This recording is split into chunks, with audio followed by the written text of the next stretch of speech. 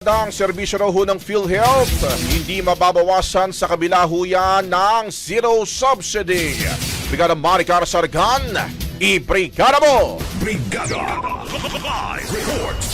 Ginagarantiya ni Pangulong Ferdinand Marcos Jr. na hindi mababawasan ang mga ibinibigay na serbisyo ng PhilHealth kahit pa walang inilaang subsidiya ang gobyerno sa susunod na taon.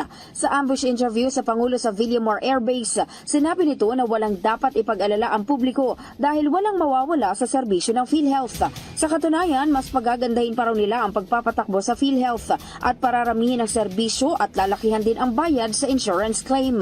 Apila naman ang Pangulo sa mga nagkokomento tungkol sa issue ng PhilHealth subsidy na pag-aralan pa ng mas malalim ang naturang usapin. In the heart of changing lives, ito si Brigada Maricar Sargan ng 105.1 Brigada News sa Manila, The Music and News Authority.